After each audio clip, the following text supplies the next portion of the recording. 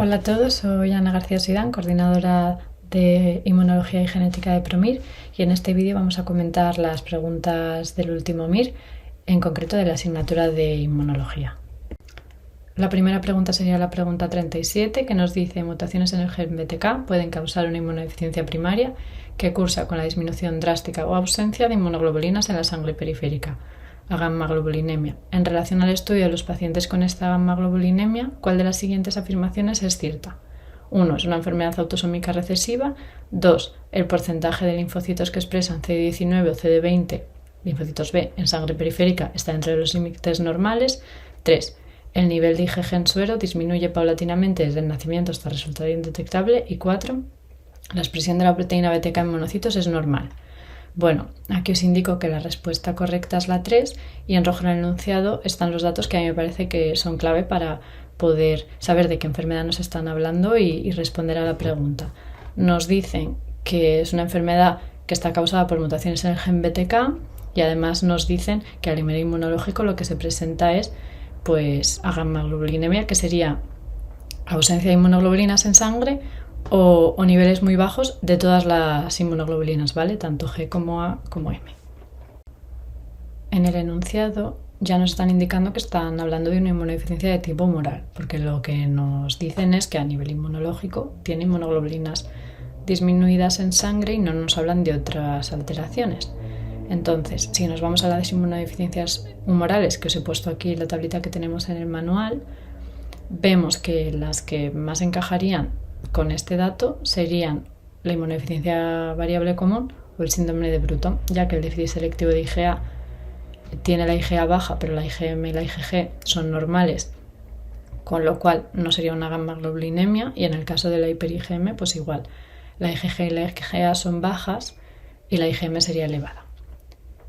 En el caso de la inmunodeficiencia variable común, la IgG sí que suele estar disminuida, aunque no tanto como en el síndrome de Bruton, y puede estar disminuida la IgM y la IgA o solo una de las dos. Entonces, sabiendo que están muy disminuidas todas y que tiene una gammaglobulinemia, realmente deberíamos pensar ya en un síndrome de Bruton. Bueno, el síndrome de Bruton es una inmunodeficiencia primaria que también se llama agammaglobulinemia ligada al cromosoma X, y como su propio nombre indica, pues ya nos habla de la alteración inmunológica principal, que es la ausencia de inmunoglobulinas, y además nos dice el tipo de herencia, que es ligada al cromosoma X.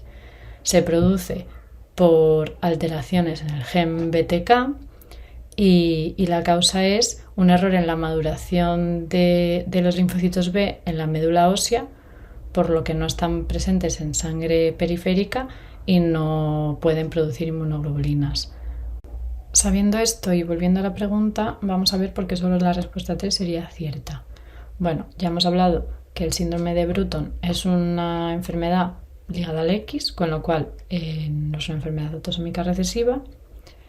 El porcentaje de linfocitos B en sangre periférica no está dentro de los límites normales, ya que como hay un problema de maduración en la médula, no salen de la médula, y en sangre periférica no hay linfocitos B o están muy disminuidos. El nivel de IgG en suero sí que disminuye paulatinamente desde el nacimiento hasta resultar indetectable, porque si recordáis, el recién nacido durante los 6 primeros meses tiene IgG materna en sangre, que ha atravesado la barrera placentaria y le ha dado esa protección al niño durante los primeros meses de vida hasta que vaya madurando su sistema inmunológico. Y por último, la expresión de la proteína BTK en monocitos es normal. Se ha visto que los monocitos, al igual que los linfocitos B, expresan BTK en sangre periférica, pero al haber una mutación en BTK la presentan tanto los linfocitos como los monocitos, aunque bueno, esto ya como dato, aunque no creo que lo vayan a preguntar en el MIR, ¿vale? Porque es bastante específico. Aunque los monocitos tengan mutados BTK, no se ha demostrado que eso altere la función de los monocitos, y los monocitos en esta inmunodeficiencia funcionan normal. La siguiente pregunta sería la pregunta 109, en la que nos dicen: en la respuesta inmune innata, las células más numerosas a nivel pulmonar que conforman la primera línea defensiva son 1 los neutrófilos, 2 los macrófagos, 3 los eosinófilos o 4 los mastocitos. Bueno, la respuesta correcta sería los macrófagos, y en el enunciado ya nos hablan de respuesta inmune innata, de que estamos hablando del tejido pulmonar en concreto, y que dentro de la respuesta inmune innata estamos hablando del componente celular. Si recordáis del manual los diferentes componentes del sistema inmune innato y adaptativo, dentro del sistema inmune innato el componente celular estaría formado por los polimorfos nucleares, las células NK y los monocitos, macrófagos o células dendríticas en función del estadio madurativo de la célula y la diferenciación. Entonces, pues si recordáis, los monocitos se encuentran en sangre periférica y cuando entran a los tejidos pues ya se convierten en macrófagos o células dendríticas. Y la función de los macrófagos pues sería proteger frente a los antígenos y mantener la homeostasis en este tejido. Cuando hablamos de los macrófagos de cada órgano, pues reciben nombres propios. Pues en el hígado las células de Kafer, los macrófagos alveolares en el pulmón, los osteoclastos en el tejido óseo y la microglia en el cerebro, entre otros.